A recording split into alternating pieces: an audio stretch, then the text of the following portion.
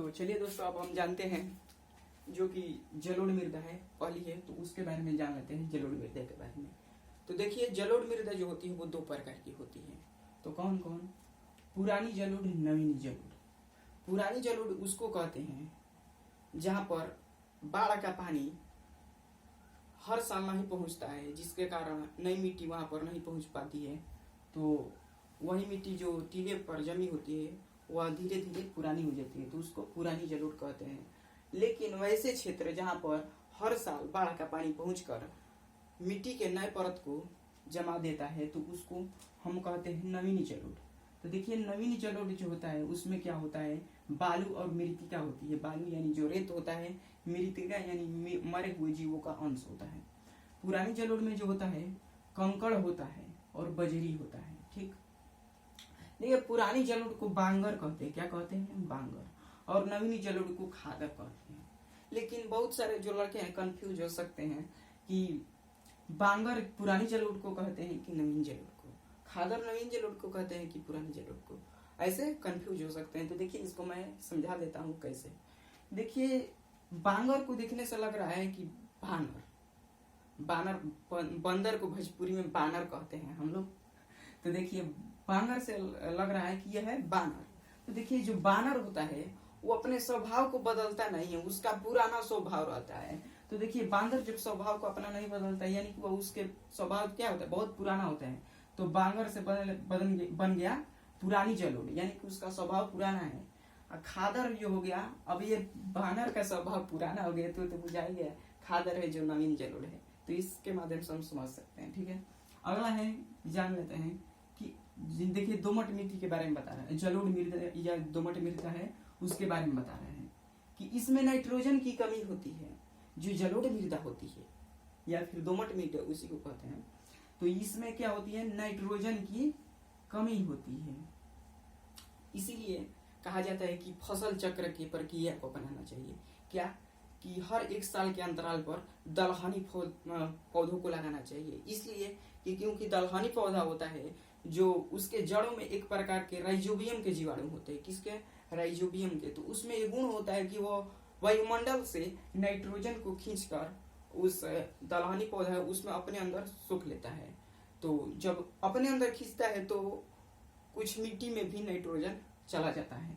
तो इसीलिए कहा जाता है कि फसल चक्र के दौरान हर एक साल के अंतराल पर किसकी खेती करनी चाहिए, तो दलहनी पौधों की, ताकि नाइट्रोजन की कमी को पूर्ति की जा सके। तो अगला है गहन खेती। गहन खेती के लिए उपयुक्त माना जाता है। जो जलोढ़ मृदा है वो गहन खेती के लिए बहुत ही उपयुक्त माना जाता है। इसमें गहन खेती की जाती है। गहन खेती मतलब कि बहुत अधिक मात्रा में खेती, एक साल में बहुत सारे फसलों को उगा लेने की प्रक्रिया को ही गहन खेती कहते हैं।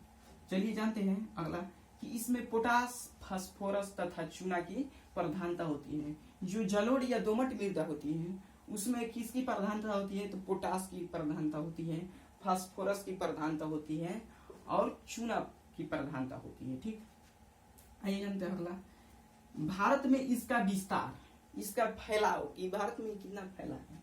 तो इसका भारत में विस्तार जो है 6.4 करोड़ हेक्टेयर भूभाग पर है। जो कुल भूमि का भूभाग है उसमें से 6.4 करोड़ हेक्टेयर पर फैला है। कौन सा? तो जलोढ़ मृदा फैला है। ठीक, आगे जानते हैं कि चलिए जानते हैं कि इसमें कौन कौन से फसल उगाए जाते हैं। तो देखिए, इसमें जो फसल उगाए जाते हैं इनके लिए मैं एक ट्रिक बनाया हूँ। तो थोड़ा जो ट्रिक है वो इस प्रकार से है कि गाना चावला माका है गेहूं दाल सब। देखिए, जो चावला शब्द है एक पुरानी हीरोइन है जो नायिका है, उसका नाम है जूही चावला। तो वही जूही चावला है, उससे कोई व्यक्ति कह रहा है देशभक्ति गीत गाने के लिए। तो किस प्रकार से कह रहा है कि गाना चावला माँ का है। माँ का मतलब जो कुछ भी है वो हमारी भारत माँ का है। क्या? गेहूं दाल सब, जितना भी गेहूं दाल सब है वो हमारा कुछ भी नहीं है, हम लोगों का कुछ भी नहीं है, वो सब किसका है? माँ का है, भारत माँ का है। तो देखिए, इससे निकला है जो शब्द, देखिए कौन कौन से फसल उगाए जाते हैं। गाना चावला माँ का है गेहूं दाल सब। तो देखिए, यहाँ से निकला गाना से गना, ईख जिसको कहते हैं। यहाँ चावला से निकला चावल, और ये माका से निकला मका, जिसको भुट्टा कहते हैं, हम लोग बाल कहते हैं भोजपुरी में उसी को। ठीक, अगला है गेहूं। गेहूं भी किस में उगाया जाता है? जलोढ़ मृदा में, दोमट मृदा में। तो यहाँ से और हो गया दाल। तो ये रहा इसके बारे में। हाँ, और एक चीज और आता है कि जलोढ़ मृदा का विस्तार भारत के किन किन राज्यों में है, तो उसको हम मैप के माध्यम से समझेंगे। फिलहाल के लिए इतना ही, इसको स्क्रीनशॉट ले लीजिए। तो आइए दोस्तों हम आगे चलते हैं और देखते हैं। अगला है काली मृदा। तो काली मृदा को हम रेगुन मृदा भी कहते हैं, इसका दूसरा नाम रेगुन है। ठीक, देखिए आगे चलते हैं इसके बारे में, काली मृदा के बारे में। इसका काला रंग एल्युमिनियम एवं लोह यौगिक के कारण होता है। जो काली मृदा का जो रंग होता है काला, वो किसके कारण होता है? तो वह एल्युमिनियम और लोह यौगिक के कारण होता है। अगला है काली मृदा के बारे में कि यह कपास की खेती के लिए बहुत ही उपयुक्त माना जाता है। काली मृदा में देखा जाए तो सबसे अधिक उपजाया जाता है वो कपास का पौधा होता है। तो कपास के पौधा के लिए, क्योंकि इसमें उपयुक्त खनिज लवण पाए जाते हैं, अतः यह कपास की खेती के लिए उपयुक्त मानी जाती है। कौन सी मृदा कपास की खेती के लिए उपयुक्त मानी जाती है? तो काली मृदा। यह परीक्षाओं में भी कई बार क्वेश्चन आ चुका है कि कपास की खेती के लिए कौन सी मिट्टी उपयुक्त मानी जाती है? तो कौन सी मिट्टी हो जाएगी? काली मृदा। आगे चलते हैं। इसमें फास्फोरस की कमी होती है। इसमें फास्फोरस की कमी होती है काली मृदा में। जिस प्रकार से जलोढ़ मृदा में नाइट्रोजन की कमी होती है, आगे पीछे पड़ चुके हैं, उसी प्रकार से काली मृदा में किसकी कमी होती है? फास्फोरस की कमी होती है। ठीक, अगला है लाल या पीली मृदा। तो चलिए इनके बारे में देखते हैं। देखिए जो लाल या पीली मृदा है वो लोहान, देखिए इसके बारे में जानते हैं। लोहांश के कारण इसका रंग लाल हो जाता है। जो लाल या पीली मृदा है, इसमें लोह के जो अंश होते हैं उन्हीं के कारण इसका रंग कैसा हो जाता है? लाल हो जाता है। लेकिन जल योजन के बाद इसका रंग पीला हो जाता है। कैसा हो जाता है? पीला हो जाता है। यह तो लोहांश के कारण किस रंग का होता है? लाल रंग के कारण होता है। लेकिन जब इसमें जल को हम प्रवाहित करते हैं, यह अपने अंदर जल को सोख लेता है, तो इसका रंग कैसा हो जाता है?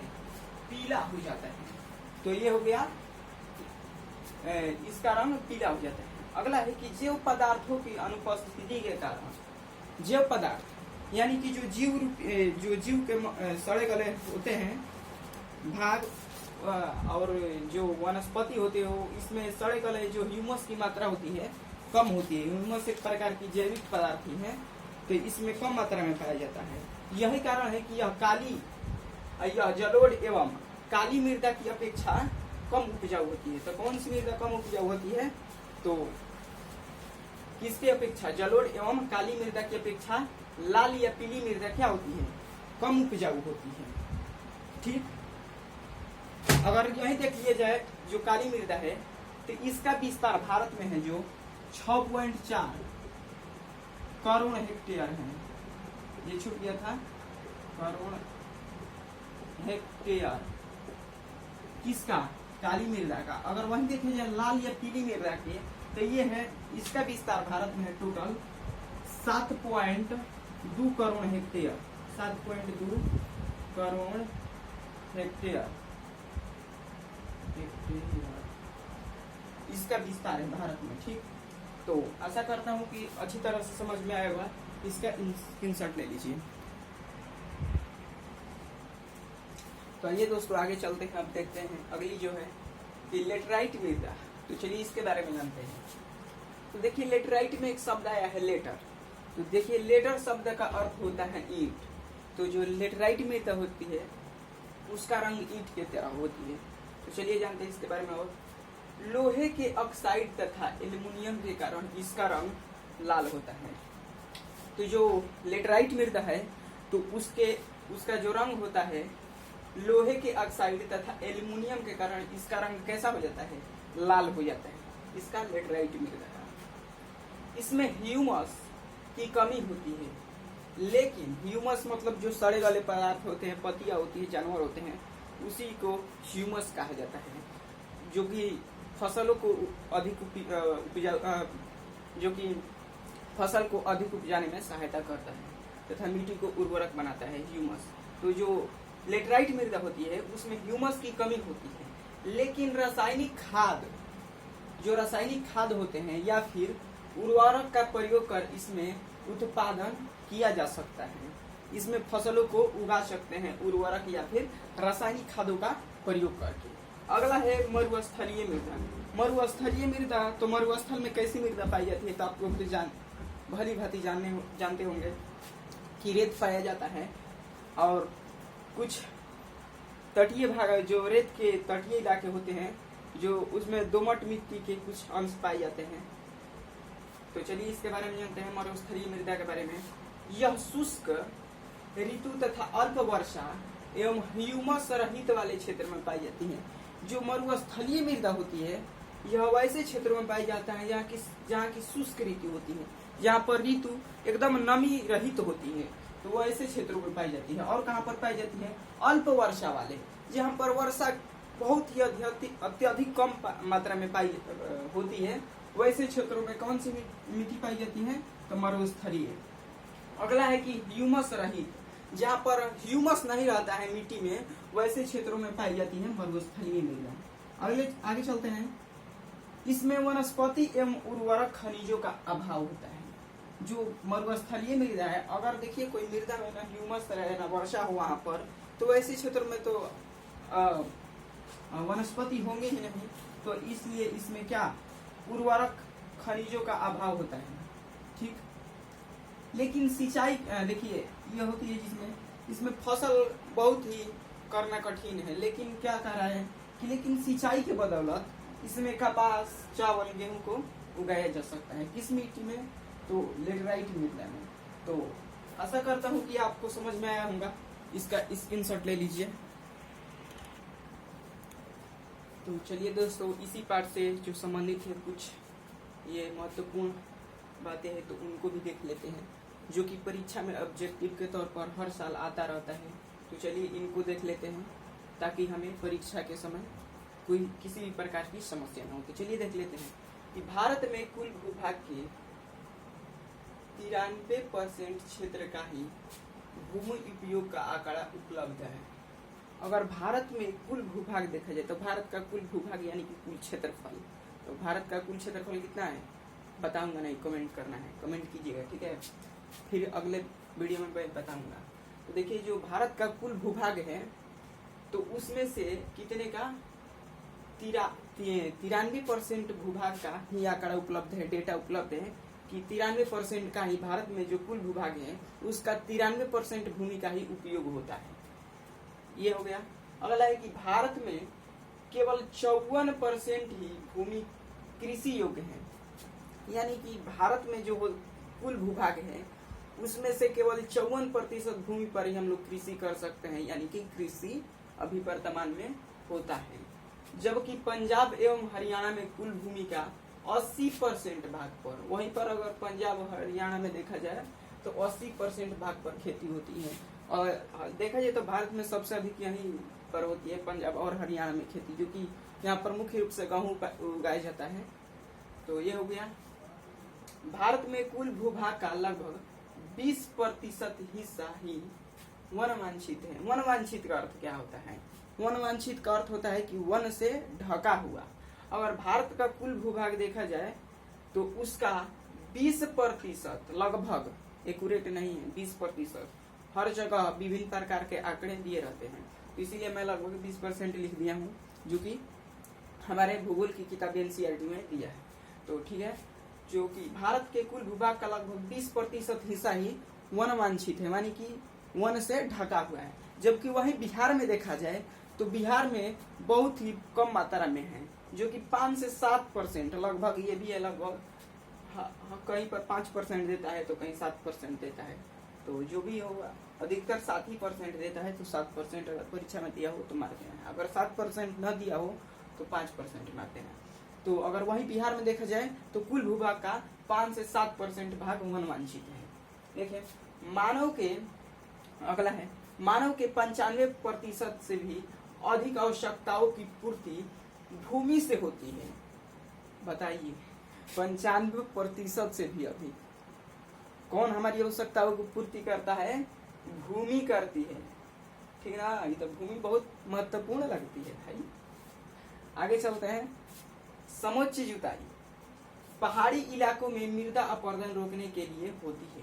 देखिए एक जुताई का यह प्रकार है, खेतों को जुतने की प्रक्रिया है कौन सी, समोच्च जुताई। तो यह कहाँ पर होती है, पहाड़ी इलाकों में। वैसे क्षेत्रों में जहाँ पर पहाड़ पर कृषि की जाती है तो ऐसे क्षेत्रों में जुताई के लिए उपयुक्त मानी जाती है। क्यों, ताकि मृदा को अपरदन को रोका जा सके, मृदा के कटाव को रोकने के लिए, ठीक ना। तो ये हो गया। देखिए समोच्च जुताई दिया है, कहीं कहीं पर एक और चीज आता है समोच्च कृषि। पूछता है कि समोच्च कृषि से आप क्या समझते हैं। तो देखिए समोच्च कृषि पहाड़ी इलाकों में मुख्य रूप से की जाती है। क्या किया जाता है कि पहाड़ी को सीढ़ीनुमा बना दिया जाता है और उस पर मेड़ के सहारे पानी को रोककर उसमें फसलें की जाती है। उसमें समोच्च कृषि में मुख्य रूप से चाय और कॉफी की खेती की जाती है। लेकिन अगर देखा जाए तो पहाड़ी के जो घाटी क्षेत्र होते हैं उसमें आलू एवं धान की भी खेती की जा सकती है। आगे चलते हैं, पट्टिका कृषि पवन अपरदन वाले क्षेत्र में अधिक उपयुक्त मानी जाती है। पट्टिका कृषि देखिए जैसे कि समोच्च कृषि पहाड़ी इलाकों में अपरदन को रोकती है, उसी पर जुताई उसी प्रकार से पट्टिका कृषि कैसे क्षेत्रों में, पवन अपरदन वाले क्षेत्रों में किसको, मिट्टी को कटाव को रोकता है। देखिए एक चीज है एंड्रीन। तो एंड्रीन क्या है, यह अक्सर परीक्षा में कवर आ चुका है। तो एंड्रीन एक प्रकार का रसायन है। क्या है, रसायन है। यह क्या करता है, यह करता है कि जो मेढक होते हैं उनके प्रजनन को नष्ट कर देता है, जिसके कारण वे अपने वंश को नहीं बढ़ा सकते हैं। तो आज के लिए इतना ही रहा। अगर आपको वीडियो अच्छी लगी हो तो शेयर कीजिए, सब्सक्राइब कीजिए और बेल आइकन को दबा दीजिए। Thank you.